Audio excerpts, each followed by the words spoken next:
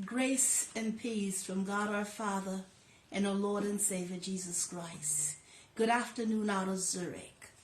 Good afternoon. Yeah, today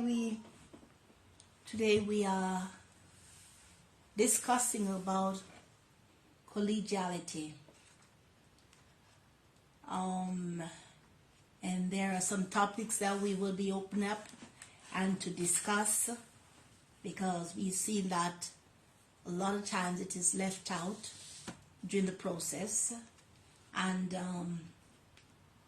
sometimes one felt left behind, or one doesn't know all these things. So today I want to open up about it and to discuss on a few topics like supporting during process for ordination, ordination itself, fellowship, and peer-to-peer support.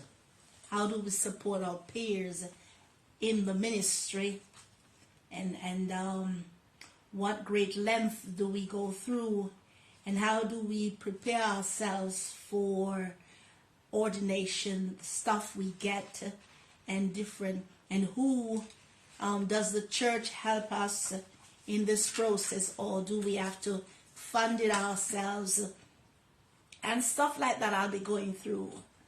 I won't say I am up on all these topics, so if someone is in and want to join in to help discuss this, it's also, free for them to do it, as long as they keep in the limelight of that.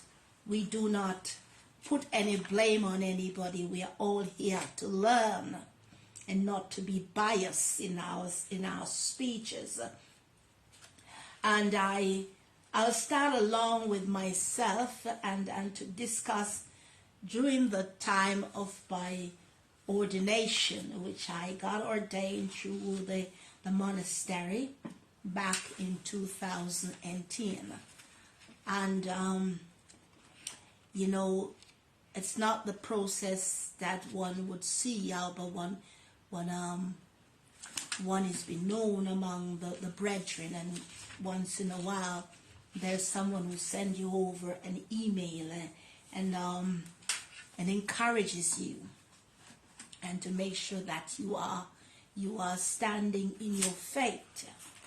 Then in 2014-15, the Congress of Apostles and Bishops, the Apostolic Communion of Churches, and also the Independent Assemblies of God in Jamaica, and the various denomination that involves in my upliftment in the ministry. And so a lot of us have gone through things in my theological studies here in Switzerland and stuff like that. But how many of us have been trained and taught and have someone there to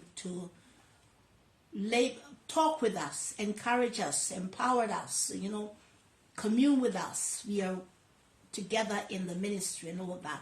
Who helps us along the line? Not in the sense of money-wise. This is not about who gives you money. It's about your grooming in the ministry to do the ministry work that you tell yourself that God has called you into. And the first topic I'm talking about is I wrote them down here, so let me have them. The first topic is supporting during the process for ordination. What guidance were you under? Who were your leaders? What did your leaders impart to you? How did they help you through to the ordination? Where you are sealed with the seal of the bishop, or what we call pastors and all that, to bring you forward into the ministry. And did the church itself contribute to you? The body of the church, did they contribute to you in the sense we talk about garments, in the sense we talk about the pectoral cross, the ring? did they support you in this? You know, and that's what we're talking about today. So don't get other topics in this. This is what we're talking about today.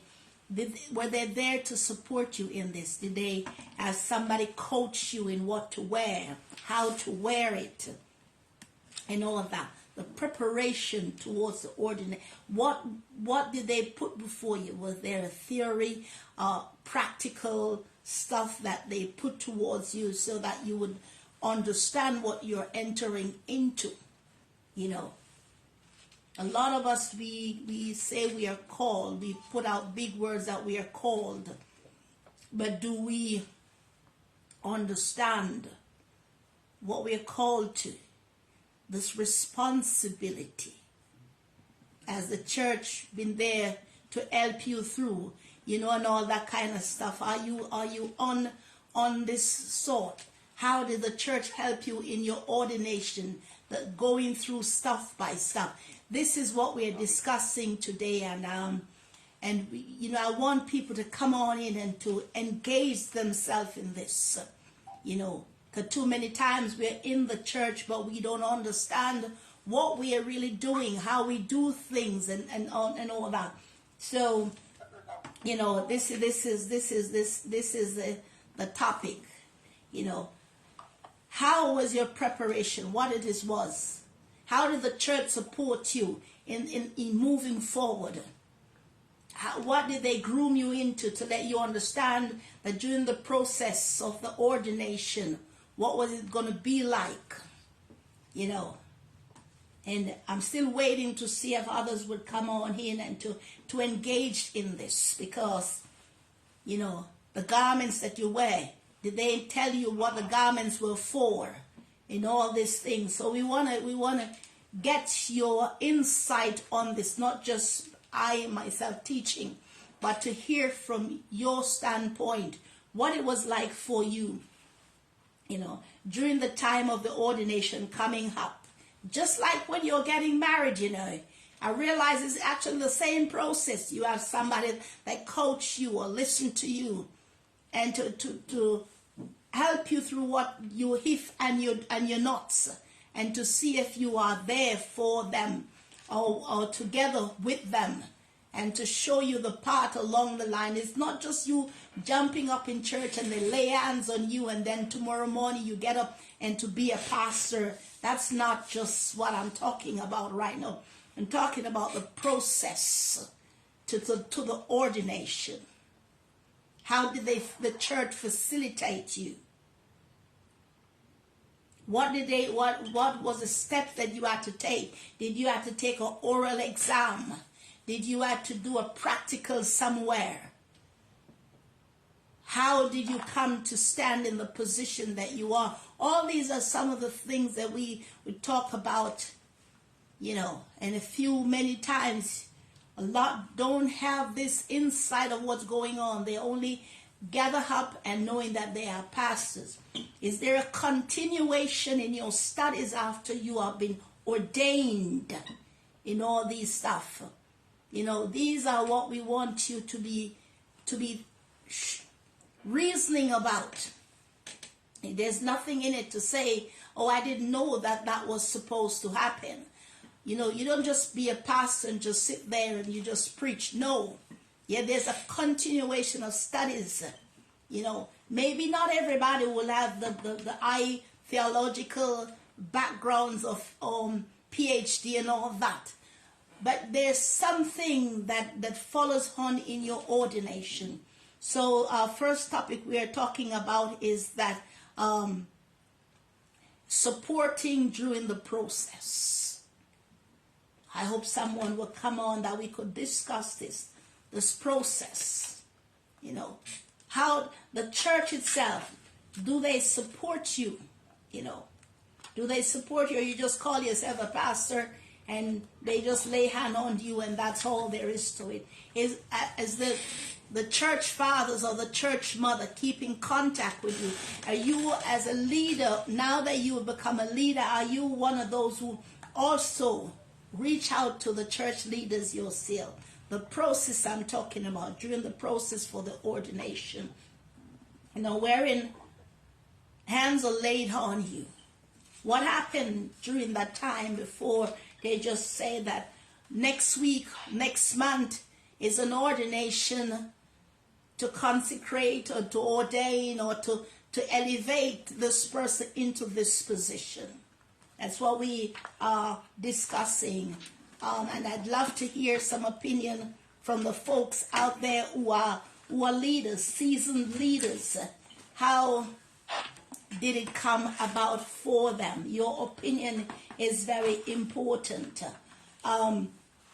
In the Catholic Church, they go through a certain process. In the Methodist Church, they go through process. In the Anglican Church, they go through process.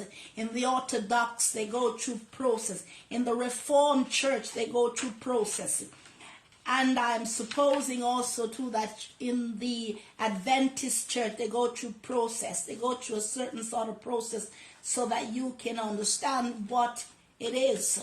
You are charged with a charge and all that, to let you understand that you're taking on a responsibility of the flocks of God. And this is what I would love to hear from all of us who would want to put their input in this. One of the important things in the support during the process for ordination is that the church, the church that you are a part of, they have to impart something into your life. The leaders or the laities, the clergy, the bishop have to impart something to you also to take on this responsibility. And too many times I've realized that a lot just be in the church for years, sit down there and the Bible. You can quote all the scriptures, but you don't properly articulate it because you're not in a continuations of studies, where at times the leaders are called together and to come together as leaders to impart, to understand more of what they are teaching. So, and another topic that will be also after this, we're jumping into the ordination itself. What does the ordination entails? And and the steps within the ordination. Who lays hands on who? Who are there for whom? Who support who? As that everybody just go there and everybody takes their seats, and because everybody becomes leaders, nobody cares about the other. The next we will discuss the fellowship. The fellowship. How do we fellowship with each other? Is it that after the ordination, that's all there is, and everybody only think of themselves, gone on their own journey, their own diocese, Provence, and they forget that coming together to fellowship is one of the most important steps. That is how you keep in touch. The Bible even let us to understand that when Paul became ordained by God, so yes, he was sent to the house of Cornelius. You see, and there were times that they had to come back to Jerusalem. So we want to know all these. We want to know what took place in your various, the local church, your diocese, your province that you're in. And the other step is how we do peer-to-peer support. Do you support another leader? And how do you support that leader? Or do you only support the main leader itself?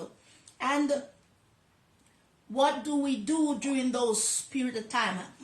How do we reach out to other peers in the body that we have come together to be? and stuff like that. You know, it's not about just giving to one place, but it's about a continuation to those who we have, you know. Would you mind muting the mic, because it's affecting my video, you know, and things like that. So we got to learn all of this, you know, and to take them step by step, as I say. Okay, in the first part where we're talking about the service, would you mind muting the phone? Turn off the volume, please. Or I have to take you off the line. Mute the video. Mute it so that, yes, so that it doesn't feedback. You know. How do we do that? How do we be in the preparation? The preparation aspect is that we come together.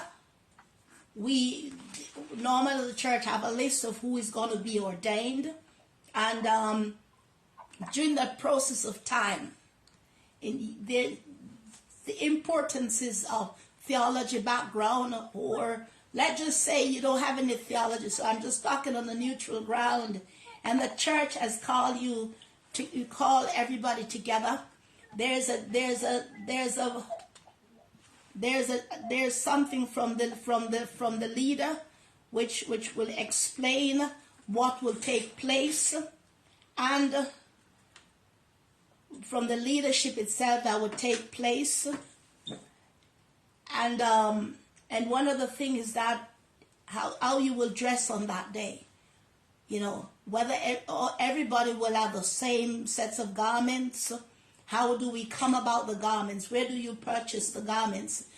Or let's just say who's going to make them for you, the dressmakers, or what you call the seamstress, is going to prepare the garments so every person who's going to be ordained look alike. What central role does the church itself plays in these participant or presby towards the work to be ordained? You know, does the church contribute to the ordination in the sense of what we know today is the pectoral cross, the ring, the mitre, the chasuble, the halb, the stole, the central band, or the cords, you know, stuff like these. What role does the church plays in that? Or, you know, or the clergy shirt, the collar that will wear this little white thing there. What role does the church has to play in all that? You know, we know that every clergy wears, ought to wear black and white. It's not our full black, and all that. We also understand that the church, the both ladies and gentlemen, women or men and women wear black shoes, black stockings. The shoes are not to show the toes, so that your stockings are not pushing out there. The men are adequately, just as the woman, moderately attired on that day. And that the preparation makes where we have all the credentials, you know, like what we see here, the credentials all prepare at a particular time, and all those are set in place. So the pectoral cross, the ring, the halb, the chasuble, you know, and what color and the proper colors that they should wear on that day. Not some coming look like another side of the dark side and another side of the blue side, but everybody properly attired.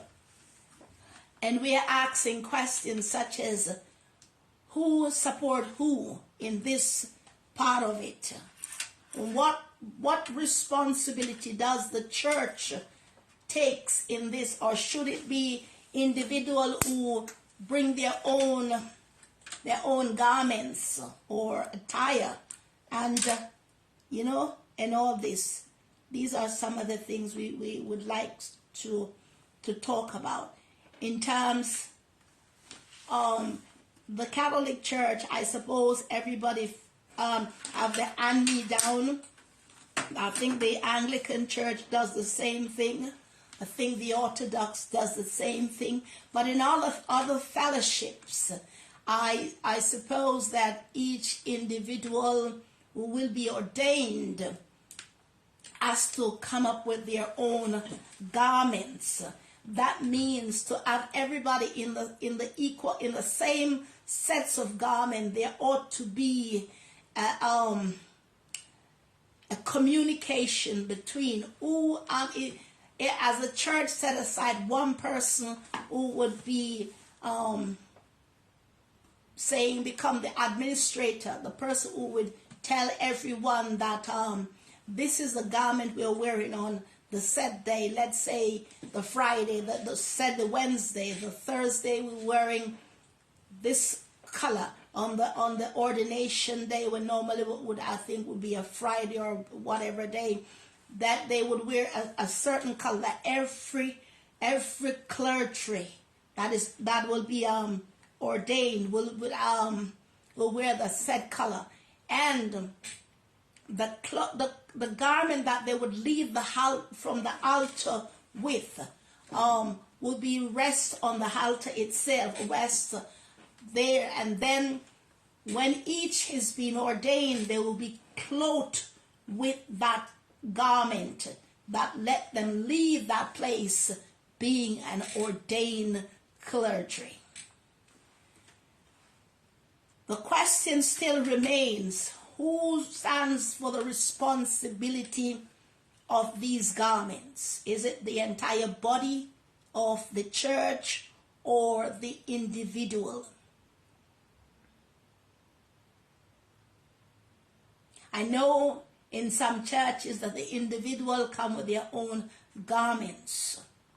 They come with their own rings, their own pectoral cross, chain, or pectoral cords. They come with their own mitre and their own chasuble, their own halb, the whole entire settings that they ought to wear. But I've been going through some old lectionaries I took from the library to see how these things are in orders, and I realized that the church, yes, some church are small or small synod, but the church is the one that ought to be responsible for these garments. And then another question pops in my mind: how do the church come to with a fund? Is the church getting these funds through the tithes, or is there a special funding set aside that all laity or deacons and evangelists would give towards the church, that puts together a fund that enable the church to be able to get these garments in bulk, not just different sizes, because we know we have very different sizes of folks, and those who will be ordained on that day.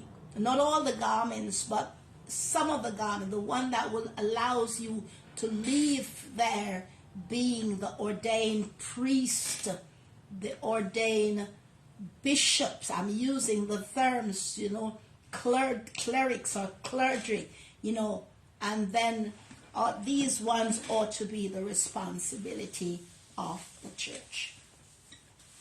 So therefore, hence, what the church collects over the period of time, that should be set aside so that those who are ordained into the church as presby should be able to be clothed in these garments.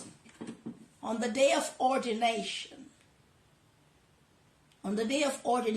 every man comes, as we said before, in unity for the time that is set. Everybody comes prepared, ready to take on this responsibility. It not making you leave the floor being what you call a better man, you are a better woman. You ought to have the steps already taken, but it lets you take on the responsibility of the apostles of Christ. Because a lot don't realize that being a bishop, you're also an apostle. Back in the days of Christ, they were called disciples. That means they were students. And on his departures, and so they became apostles. So therefore, they are bishops and they are still apostles, and they are apostles, but many times they are, and we get all that implementation of what sets out there, you know. And you can be a bishop but not an apostle. You can be an apostle but not a bishop. You know, we're not talking about that, no. We're just talking about the responsibility that is entrusted in you now that your hands are laid on you and you are set out there as a public figure for the world to see that you have laid down everything to take up the cross and to follow, to preach the gospel. The gospel, not your story, the gospel after the ordination. Then we come to the terms fellowship. Fellowship, and we'll go back on some of the ones that we had discussed already. The fellowship. The fellowship is where every year we gather together, or 2 times in a year, or let's just say every quarterly.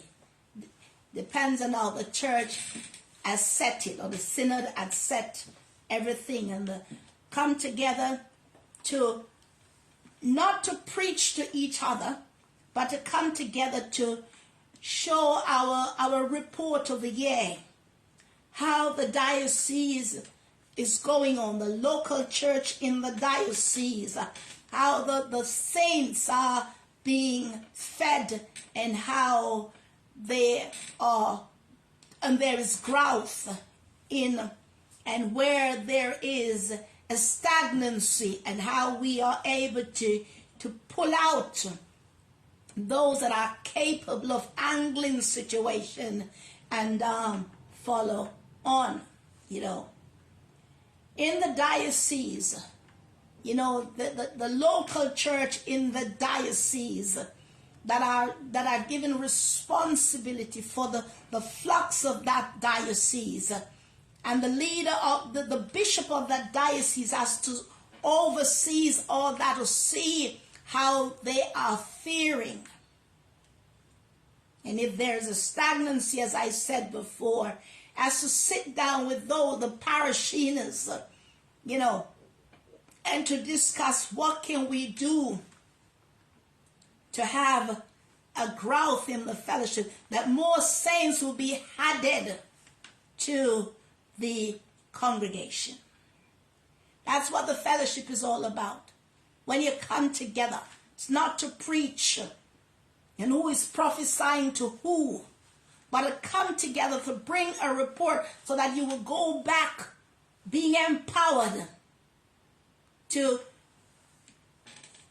work out the solution that you have now to the problem that you have left behind in your diocese of Provence, so that those leaders that are coming up, those laity that are coming up, otherwise called lay pastors that are coming up, they will also be able to stand in the faith and to work together with the bishop of that metropolitan, that province, we call them, that diocese, work together to sort out the benefits of those that are motherless and fatherless, those that are dying, not those who pretend. I'm not talking about the pretentious ones. I'm talking about those that are in need and really need a friend indeed. The peer-to-peer support. Peer-to-peer support is one of the things that I really love. I truly love peer-to-peer support. It's where you would spontaneously, undecidedly, without having to discuss the vast of what you want to do for someone else in the body, but you spontaneously do it, and you do it without bias, and you do it without having to sit down and to write it down on paper, so that when you come to the board, you began to lay it out as if some sort of sermon on the mount to say that I did this for brother, sister, so and so. So peer-to-peer support in the body is what is very good. It's very, very important, because a lot of times they are leaders. Yes, they want to do much in ministry. They are showing their apostolic before you. You know this. They're showing that they are apostles for the Lord, but they don't have that finance. Greetings, Reverend Rigby. They don't have that financial stability as others. They don't earn the extraordinary salaries as others. Sometimes they are not so deep in the liturgical aspect of things, and they also need support. Sometimes it's good you call up one and you watch their programs, what they do. You see where they might be lacking in a certain aspect. You don't bring them online about it, but you can also call them offline and enable them to do more in the fellowship. You know, and peer-to-peer support in ministry is, I think it should be at the top. It's pastoral care, not only to the sheep, but also to those in the clergy, just like yourself. You can't call yourself apostles and you can't help another apostle out of the dilemma that they're in. You can't call ourselves leaders, and the only leadership we can show is to our me, myself, and I syndromes. We need to be able to help other leaders. Call them out.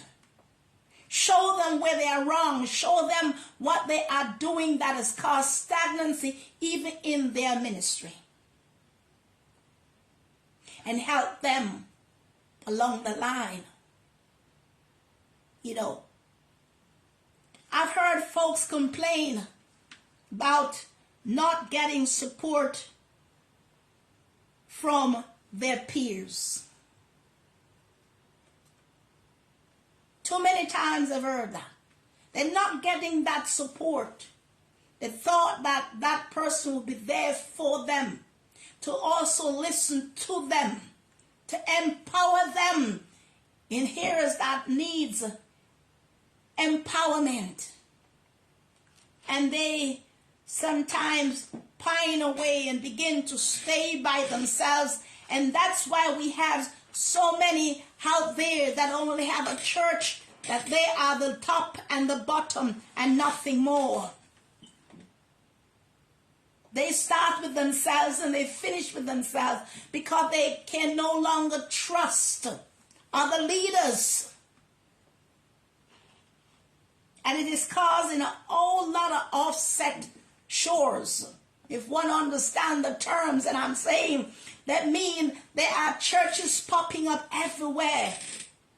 And if you go and ask them who is their leader, they tell you themselves. that they are their own leaders.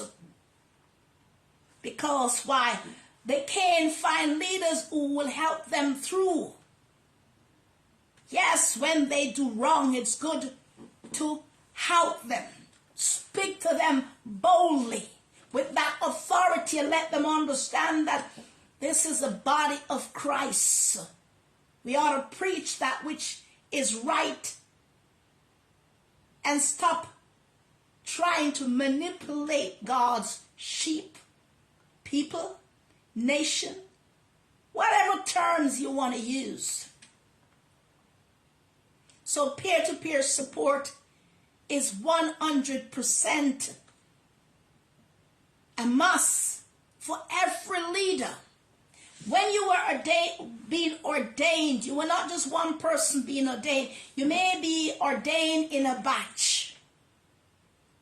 That means that batch is like you on a graduation and everybody graduate that day. And when they finish, everybody throw their hats up. And after a while, everybody depart and nobody see each other again. We realize at the graduation, many sometimes come back to have a reunion. In the body of Christ, it's no different. That means that's why we come together to fellowship. We come together to understand how to push the mountains away. How to let those stagnant rivers begin to flow water again in the ministry. Maybe something they had forgotten that they had learned.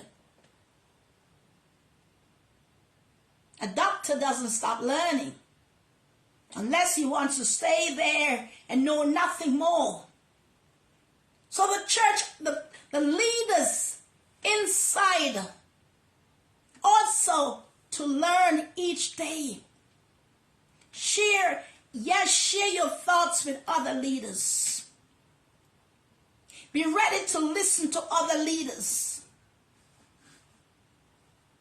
Be ready to offer your support to empower them in ministry.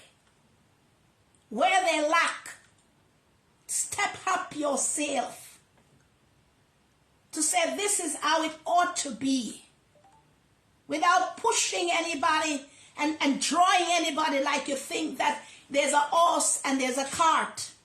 You're pushing like you think this is a mole and you want, no. Help each other to grow in goodness daily as you yourself grow. I'm going through this. I realize that the foundation a lot of times are getting faulty because why?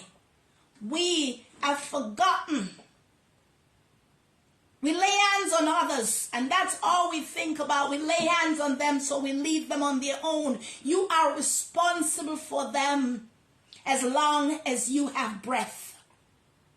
You took on that responsibility for them to become your seedling.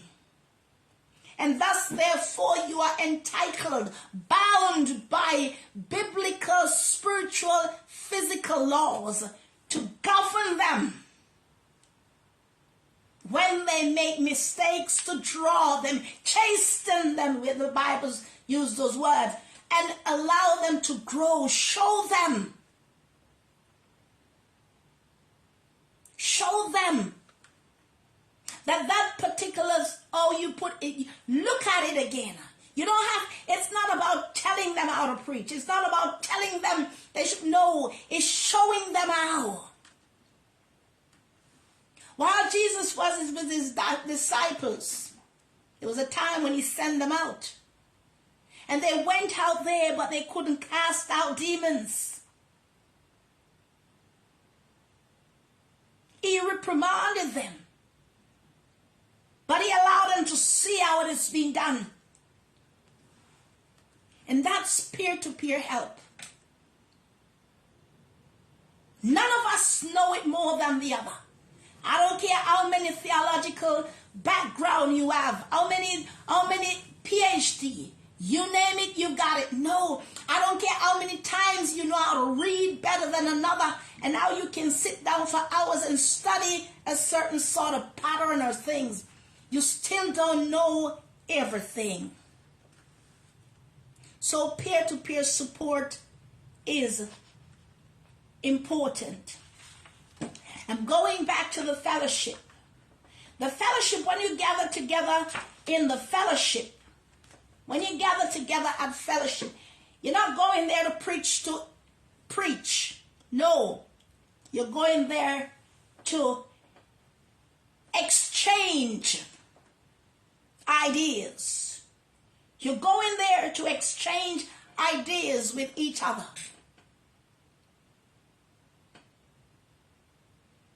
You're going there to make practical what you did not understand. You're going there to learn. You're going there to learn how to dress.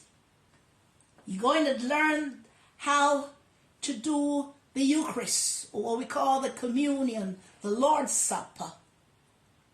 You're going there to be taught how to dedicate, christen a child, an adult. You ought to go there to how to commemorate a funeral, how to console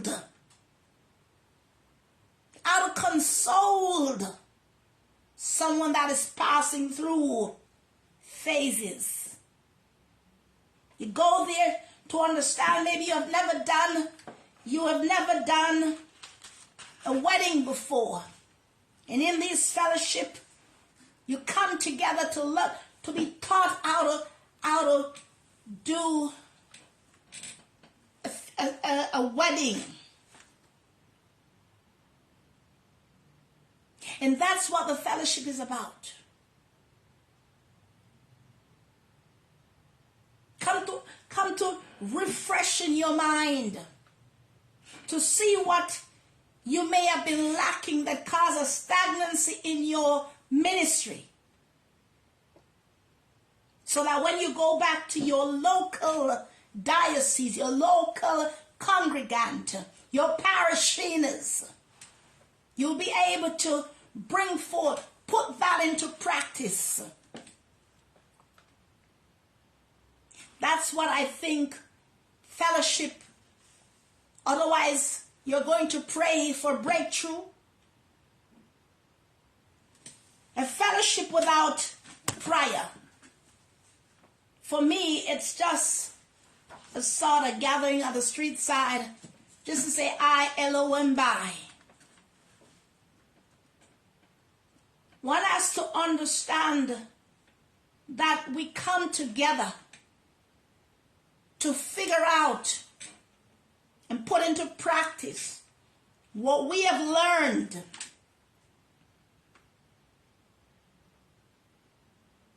And that's why we are ordained. So that when we come back to the headquarters, to where it all began, we use terms like unlearn to learn again. Show me something that I can put into the work. Help me to understand scriptural and liturgical by giving me the source. Let me understand what it meant when one says Christology. Because in Christology we have so many various different branches. So when we come together to fellowship, where our minds are put together somewhere in a kindred mind, we don't just come to show what we can wear better and how we wear it best. And because we have a few more linguistic in our tongues that wraps around, we show them off. In fellowship, we gather together so that we can teach others the right way, the proper way. Let them understand the office and its ministries. Let them understand why it is we wear the collar that we wear and why we ought to take it seriously. Let me understand in the fellowship, this is what we ought to do in the fellowship. When we put on the street garments, we go out there to evangelize, not just to sit there and put our legs crossed, but we go out there also to evangelize, that none of us in the ministry are not being able to go out there to evangelize, because we're all servant. We're all servant to show our servitude. So being ordained is only the step inside where everything just started.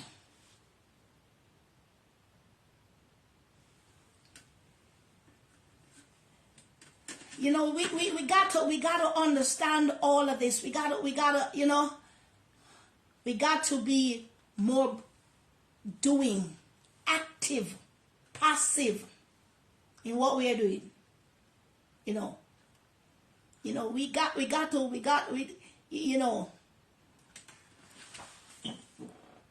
To the steps that we have to take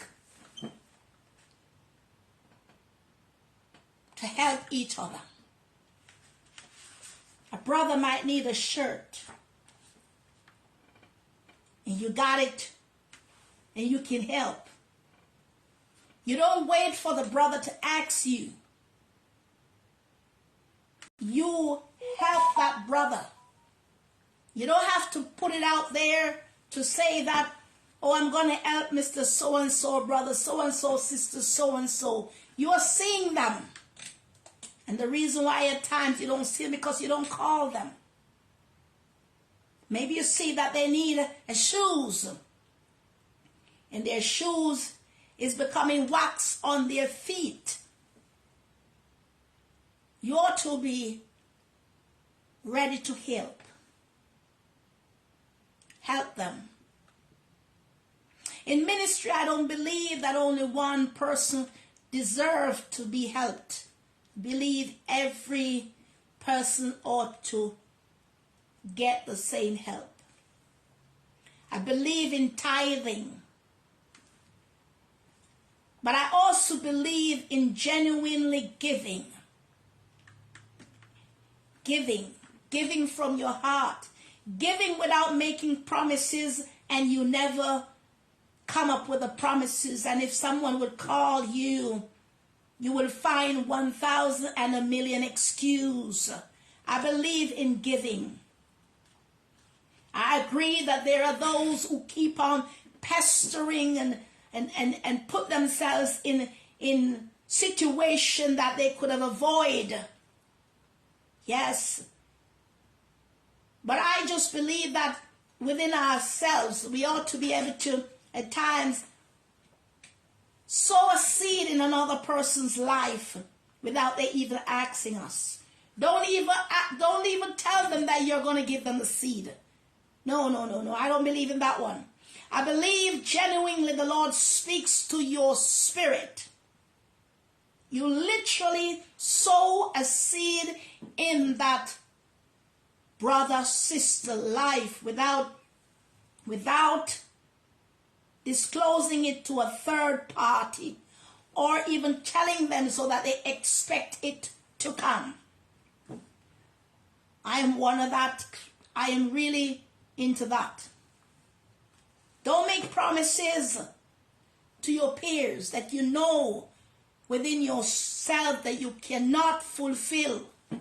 Do not make promises. And likewise also, do not keep on pestering that person, pestering this one to fulfill your desires. It's not good. If you have need, I agree, we are told to ask. And the best place to ask, it's among our peers. The best person to ask is our peers. When you have need, instead of coming out of the diocese, coming out of the province, coming out of the ministry, the best place to ask for help is for those that labored among you. So if they can't help you, then we have another big problem going on. And like I said before, and I'm reading something here, you don't pester anybody. You don't pester them. You don't pester one person. If you come up with an idea to do something, and you have asked 5 persons to be in support of what you are doing, don't expect 5 persons to answer back. This is something I've learned here. You expect 3. Or sometimes expect 2. She said, if you're going to make a donation to someone, do not expect others to help you make that donation. You're the one who said you're going to make the donation. So therefore, don't ask other person to ask the donation. You make a pledge, you stood to that pledge. Or you don't make the pledge at all.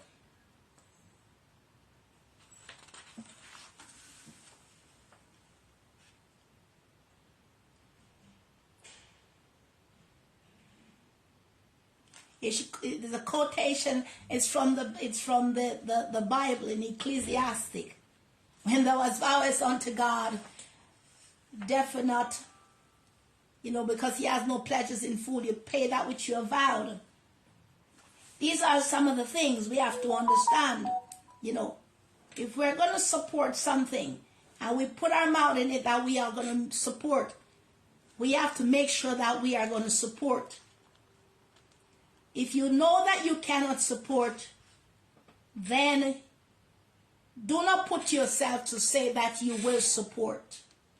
Don't use the word, I will try. It's rather you said, I don't think I can, or I can't. If you know that you are unable to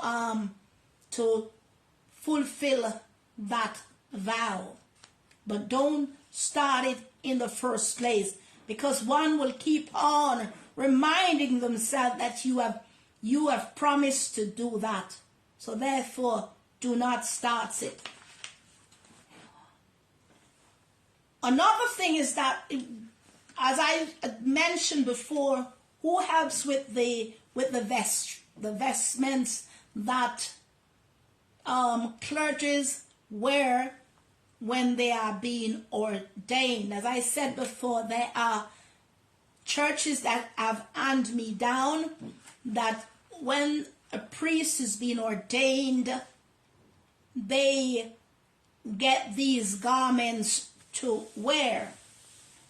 Well, in most of the nowadays congregation, nobody wants to wear anybody's garments, so they rather have their own garments themselves. That means they have to purchase these garments on their own.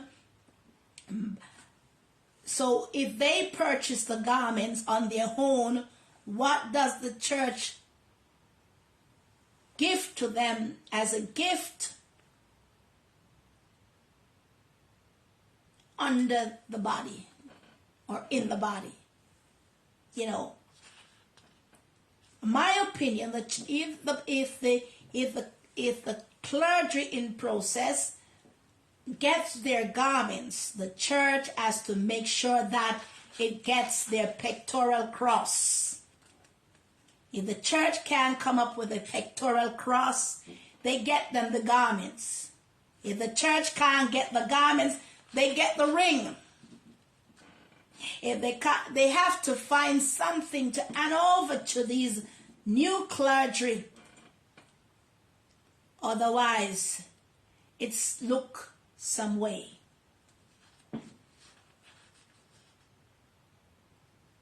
That's why I believe that when giving our contribution, our tithes, and we ought to be giving contribution, not just our tithes, because our contribution helps to regenerate a fund there, so that when you ordain clergy or priests or bishops or evangelists or even prophets and comes in, the church has something to offer them.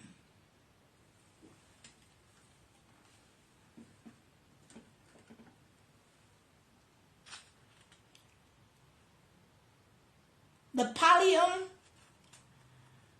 is worn only by the metropolitans.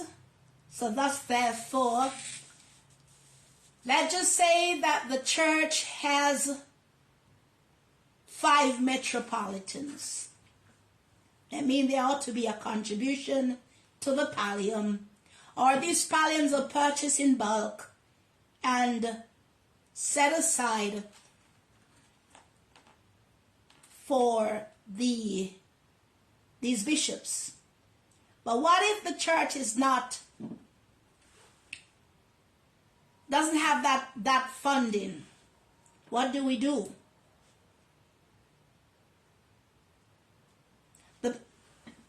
The patriarch or the senior bishop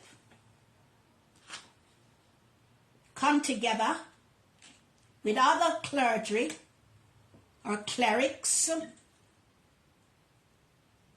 have a meeting with them and try to figure out a way how to install this pallium on selected metropolitans or so. So in sense, what belongs to a bishop is a ring, pastoral staff, the mitre, and if he's a metropolitan or she's a metropolitan, the pallium.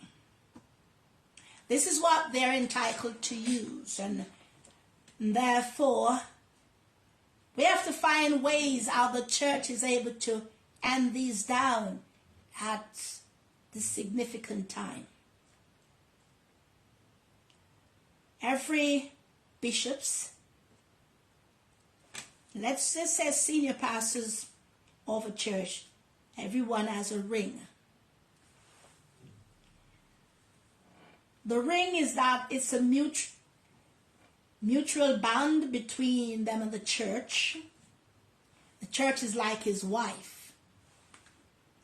And he's always to wear that. That means if you're a woman or a man and you're a bishop, a ring, that is a symbol of your fidelity to and the mutual bond with the church is spouse. So if you're a woman, your spouse is your husband. If you're a husband, your spouse is your wife. And he is to wear it always, because you are married to the church.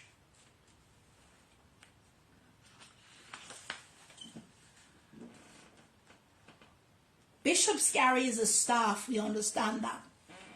So, who purchased the bishop's staff? Should the bishop himself purchase his staff? For those of you who don't understand what a staff is, the staff is this thing that the bishop has before him with this at the front. He walk with it in his hand like a long stick. Some is made out of metal, can be gold plated, and it can be real gold. But I believe the real gold is very heavy. It can be a stick that is made for that purpose, and the bishop carries that. Who purchased that for the bishop? Is it the bishop's job to purchase that himself? Let's say the patriarch, the bishops. Is it their job to purchase one for themselves, or the church purchase it for them? These are a lot of questions to be answered.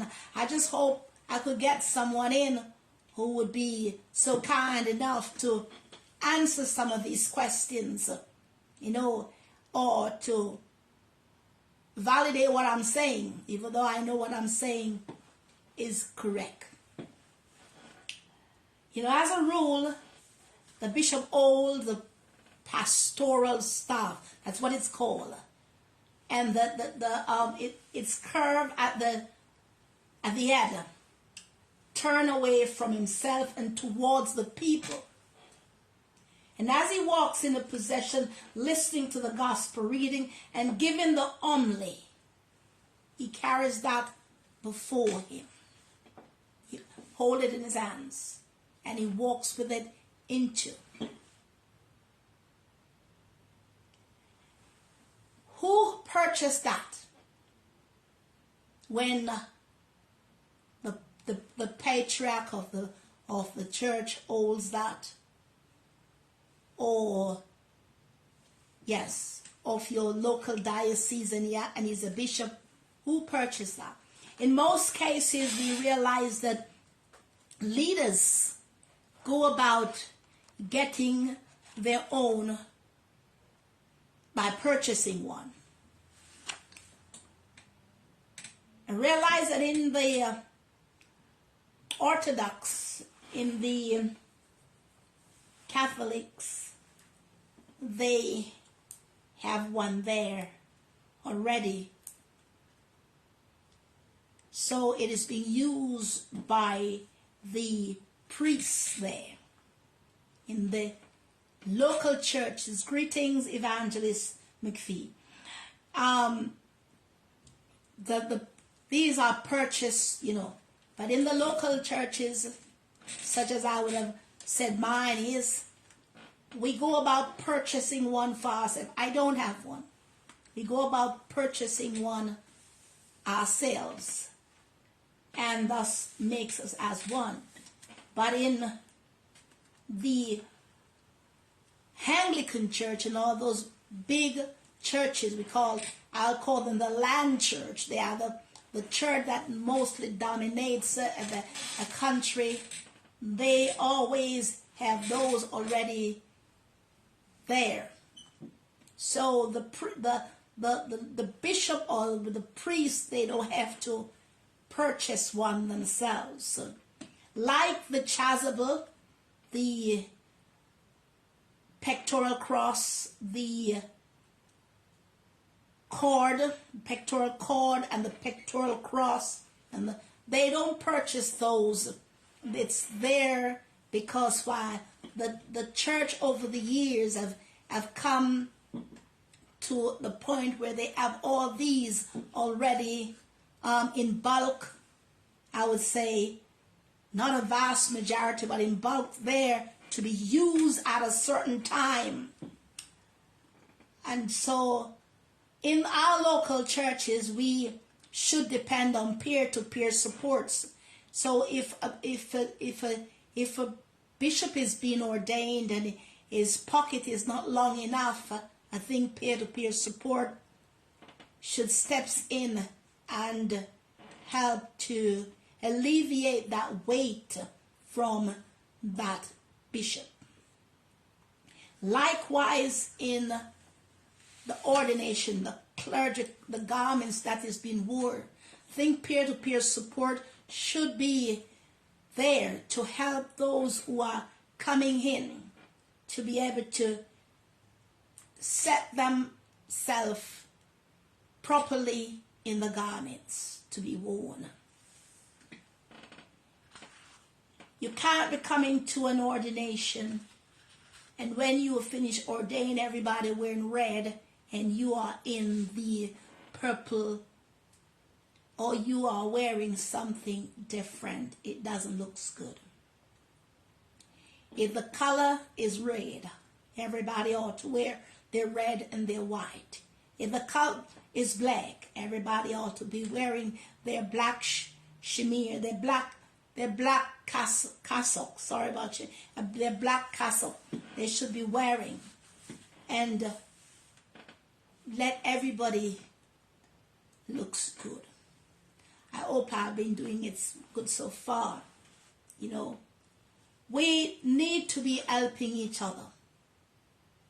We need to be, this is not something of some sort of statement out there. Oh, no, no, no. It's about helping those in the clergy, the core dress of the bishop, you know, within his diocese. We ought to be helping ourselves in a way that, not because we are collecting the tithes and the offerings and all that, and buying ourselves cars that we, you know, and all this stuff. No, we ought to be able to lay aside the funds to help those who are also ready to walk in the faith, genuinely walk in the faith. When one walks into the synagogue, the church, and walk on in, you're supposed to understand that the authority that laid upon that person is there. You know, show yourself. Because we realize the doctors wear their uniforms, the firemen wear their uniforms, the police wear their uniform, military wear their uniforms. Why are you hiding? Why are you hiding? I agree there are times that you can go down in your garments and go out there and walk among everyone. But when you're in the assembly of the brethren, you got to be appropriately dressed. And therefore, when we have peer-to-peer support, not peer-to-peer for the money, peer-to-peer support to show you how to do it a better way, God's way, not your way. To show the apostolic in you that is shown out there to the world to see that you are not ashamed of the gospel. And though others might be wearing the said garments that you're wearing, you wear yours knowing that Christ has died, Christ is risen, and Christ will come again. But if there is no collegiality within the body, among the clergy, among the leaders, there will always be a division in the house. I believe in giving. I am a giver. I don't know any other thing. I am a giver. When I give, I don't murmur over what I give. When I give, I don't want anybody else to know who I give it to or why I have to give it to that person. No, there are some reasons that you will be able to discuss about. In the sense, if you have to pay somebody's home rent, pay their medical bill, pay, something that will keep them into trouble. Yes, you have to discuss sometime because though transparency nowadays, People want to know where their money goes. They want to know what you do with the money that you keep on asking for. So in fellowship, when you come together, it's to bring your report. I remember back when I was back home, and I used to be the general secretary for the church body that I was in back then. And I remember every year that we go, we had to take notes of what was being said and everything that was being done. And then during the year when we are back in our local church, we have to make sure my reverend back then, back then he would say you have to write down things. If we go out for missionary, we have to write down how much money we collected. We have to write down how much our expenditures and all this stuff. And we have to make sure that we have then a log, that we have everything in. And he didn't miss.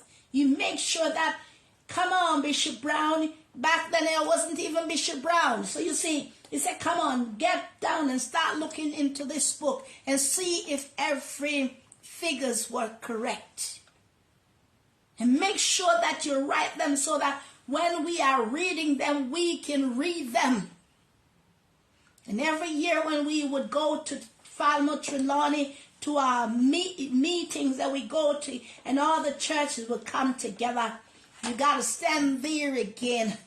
You got to read out what everybody had written and bring in. Yes, so fellowship is good. Fellowship is not where I come to be preached at. That one we do in the local church. I'm talking to leaders. We come to fellowship to understand what is going on in the other church that you are not the leader in, but your colleague. Likewise, clergyman, clergywoman is governing over. Why is it stagnant? How can you help to get growth? Growth in the point wherein the lives are being changed and nobody has to fake any kind of miracle. Lives are being changed. Impact is made in the community. That's what I'm talking about when I talk about fellowship among clergy. What can you offer me so that when I leave, I'll be able to go back and say it was good that I went. I catch up on my sleep and I woke up out of my torment. I don't want to go to no fellowship to be preached to. I heard enough preaching where I am, and I'm even teaching myself by the Spirit of God how to preach. I want to know better how to serve at the Lord's table. I want to know better how to listen to the people of God. I want to learn more how to push out my pastoral gifts to the people of God by being attentive and listening to the things that I'm hearing from them and be able to bring them back before the Lord so that people's lives, surrounding family lives, relatives' life, work life, you name the life that they have built, because they come to the service so that they can listen. So now I'm here to benefit also, so that I may impart to them when I get back. It's not about whining and dining when we get to fellowship. It's about impartation and strengthening by the gift of the Holy Ghost. to see how to function at the altar, how to set the sacraments together, how to serve, so that my servitude may show itself out, to know that every time that we fellowship together, that the Spirit of God come down, saturate our soul, because we gathered in the upper room. We gather in the upper room. We gather in the upper room together. To gather in the upper room. As much I'd love to, if I have, I would love to. But you're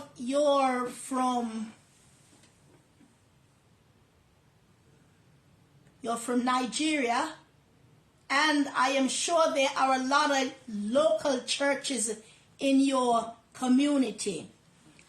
And I would suggest that you go to one of your local churches.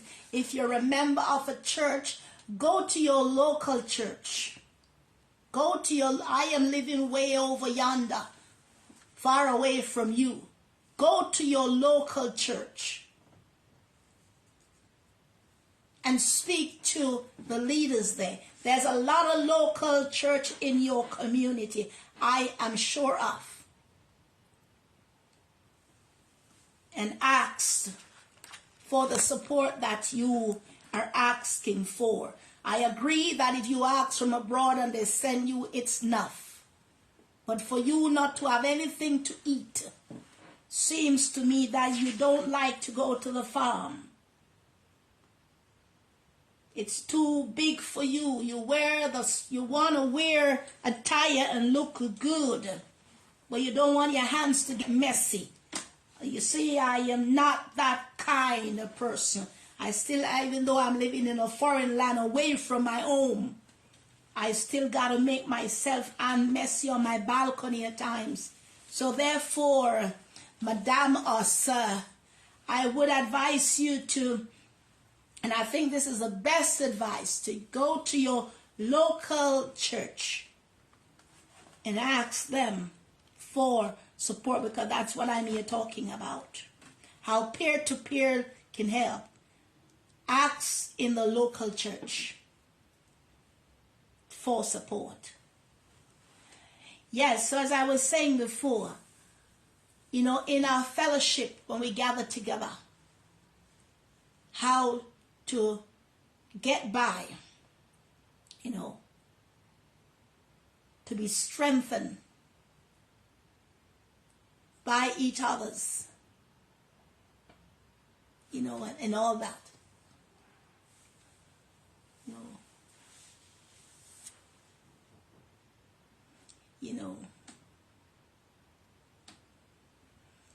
If you're doing this out of frustration, from what I'm reading, I would ask you to go out of frustration, you go to a local church.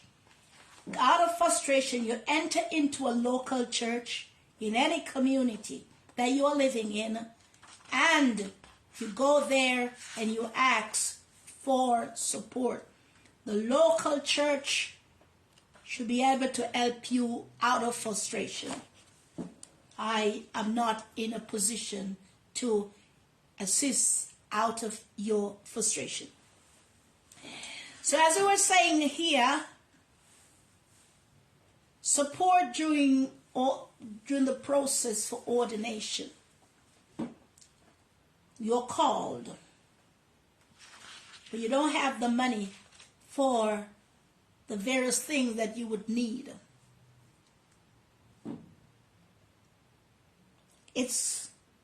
I believe, I'm just saying from my perspective, that you ask among those also too who you believe that will be ordained with you at that particular time, because there's a list, so you will actually know who. You don't have to be using if you pre-adventure or what. No, you ask among those who will be ordained You ask also your leader if there's a way they can support you because you don't have the funds. And you continue. And if the time is set afar off, you begin to save small and small and small. And I don't think an ordination just come up just like that, and should not be. It should give each participant the chance to come up with and to help to maintain certain things in their lives and doing that. I think I've wrapped up a lot on it. And as I said before, peer-to-peer support. A few days back, I put out a thing on, I think on the same page, asking for help. And I realized that of all the folks that I have on Facebook, none was able to say, let me honor that, you know. And I look at it and I laugh within myself, you know, I laugh within myself. So I went to a local church. I went amongst some folks here and I sent out to ask, you know, to ask. Right, you know, so one would say peer-to-peer help is really, really what we all need. We need that help. We need that support. We need that encouragement and empowerment. We need the prayer. Well, yes. You know, you don't have to wait till somebody put out and said, I'm sick. Even though we can't perceive a lot of stuff. But because we are not keeping in touch with each other as peers, we only read it when they begins to say, sleep, rest, lie in peace. And then we begin to ask the question, when and why and how. And we, sometimes by the time we figure out things, the person has passed and gone. And that should not be so. That should not be so. You know. So we ask that people would begin to look at these things. Leaders, we've caused, a lot of us has caused a lot of churches to be popping up all over the place and calling themselves the owner, the leader, because they realize that they don't have one of the peer with them to empower them on this journey that at times become lonesome, you know. And reading here in this lovely book that I have, I realize that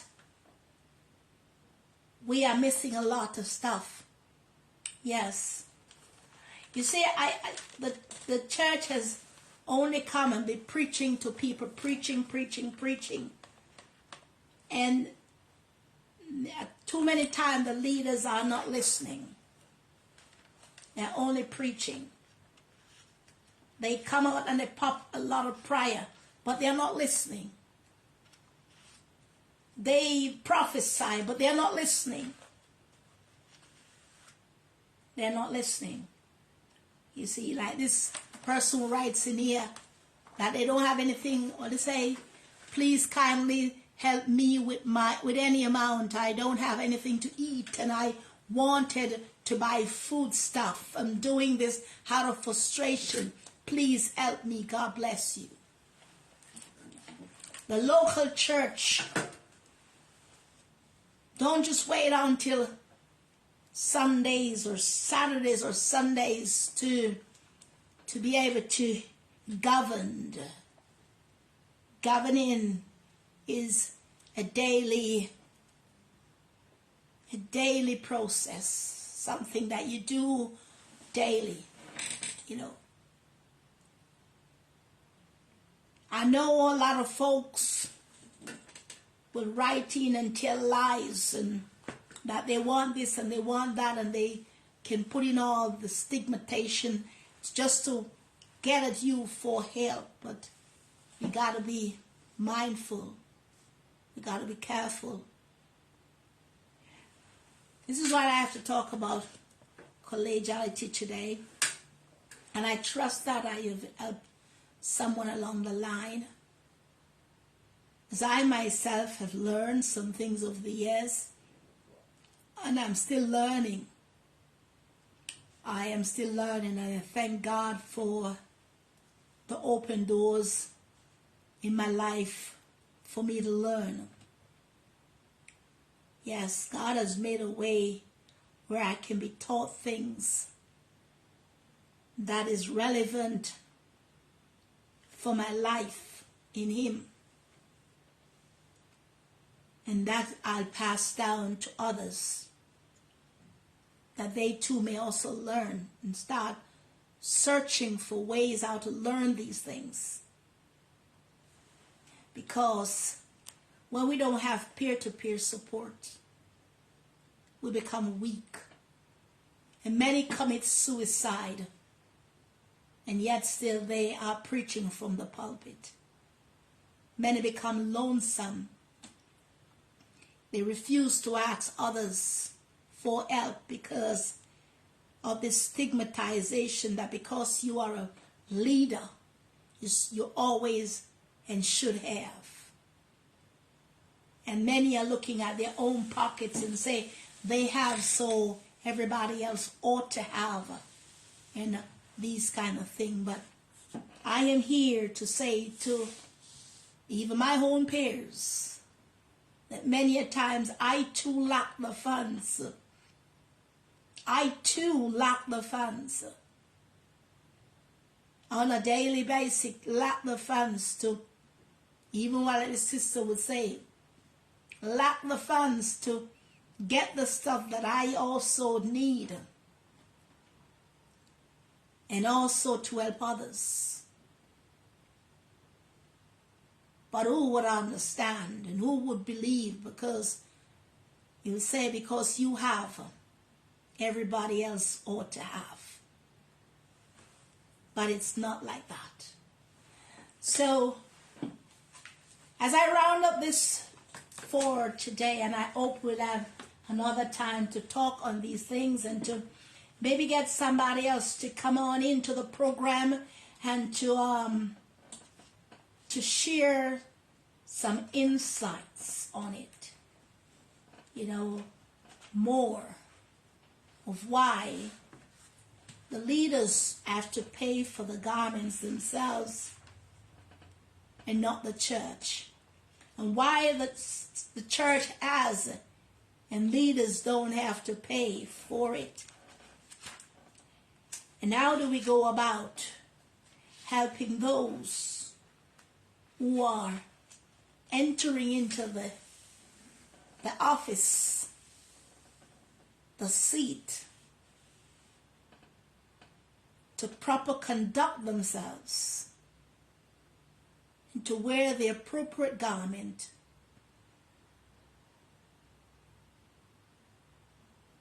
during and after their ordination. As David said, I'll give thanks to the Lord with his whole heart, and before the gods he will sing praise. I bow down towards your holy temple and praise your name because of your love and faithfulness. Let us be faithful in all things that we do. Let us be faithful before God and man. And as the church, we rise We rise high. And with that rising, let us rise with that boldness and that authority that will show others a better way and be at peace with all men. And be our brother's keeper. Whether you're a sister, you're still a brother. Be our brother's keeper. God bless you. Grace and peace out of Zurich, Switzerland. God bless you all. Shalom.